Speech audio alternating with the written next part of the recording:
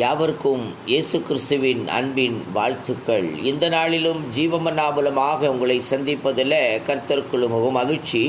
இன்றைக்கு தேவனால் அருளப்படுகிற வார்த்தை சொல்லுகிறது, லூக்கா எழுதின நற்செய்தி புஸ்தகத்தில் ஆமீன் 6வது அதிகாரத்தில் 35வது வசனம் சொல்லுகிறது, உங்கள் சத்துருக்களை சிநேகியுங்கள், நன்மை செய்யுங்கள், நன்மை செய்யுங்கள் என்று தேவன் நம்மை ஆமேன் ஹல்லேலூயா நம்மோடு கூட இடைபடுகிறதை பார்க்கிறோம்.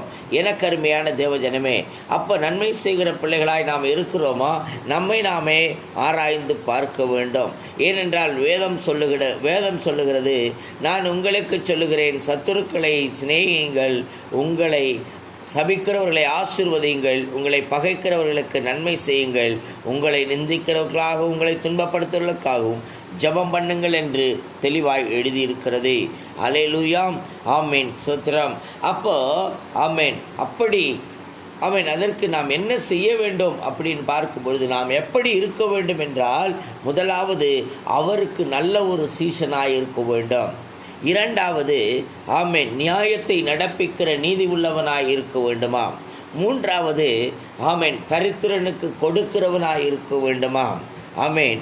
நான்காவது தயவுள்ளவனாயும் இரக்கமுள்ளவனாயும் இருக்க வேண்டுமாம். அதை நம்மிடத்தில் தேவன் இன்னைக்கு ஆமேன் எதிர்பார்க்கிறார். ஹல்லேலூயாம். ஐந்தாவதாக நாம் எப்படி இருக்க வேண்டும்? ஆறுதல், ஆமேன், ஆறுதலை கொடுக்கிறவனாய் இருக்க வேண்டும். ஆமேன். உதாரணமாக யோசேப்பின் காலத்தில் ஆமேன், அவருடைய சகோதரர்கள் ஆமேன் என்ன செய்தார்கள்? பகைத்தார்கள். ஆமேன், ஹல்லேலூயா. குழியிலே போட்டார்கள், எகிப்தியர்களுக்கு விற்று போட்டார்கள். ஆனாலும் அந்த சகோதரர்களை திருப்பி அவர் காணும்போது என்ன சொல்லவில்லை? நீங்களோ எனக்கு தீமை செய்தீர்கள், கர்த்தரோ எனக்கு நன்மை செய்தார், ஆதலால் நீங்கள் பயப்படாது இருங்க, அல்லேலூயா, உங்களையும் உங்கள் பிள்ளைகளையும் நான் பராமரிப்பேன் என்று ஒரு ஆறுதலான காரியங்களை கொடுத்து அரவணைக்கிறதை நாம் பார்க்கிறோம். அல்லேலூயா. வேறுபடுத்தவில்லை, பிளவுபடுத்தவில்லை. எனக்கு அருமையான தேவஜனமே, இன்றைக்கு நாமும் அப்படித்தான் ஒரு யோசேப்பை போல நாம் இருக்க வேண்டும். ஆமேன். சத்துருக்களை சத்துருவாய் யாரை பார்க்கிறோமோ அவரை சத்துருவாய் பார்க்காதபடிக்கு நண்பர்களாகவோ சகோதரியாகவோ நாம் பார்க்க வேண்டும் என்பது தேவனுடைய திட்டமாய் இருக்கிறது. எனக்கருமையான தேவஜனமே, இதுவரைக்கு நீங்கள் அப்படி இல்லாது இருந்திருந்தால், யாரையாவது பார்த்து ஒரு சின்ன வார்த்தை சொன்னால் கூட நாம் இனி நான் உன்னோட பேச மாட்டேன் என்று சொல்லி நம்மை நாமே ஆமேன் சோத்திரம் வெறுத்தவர்களாய் மாறிவிடுகிறோம். இது நல்லது அல்ல.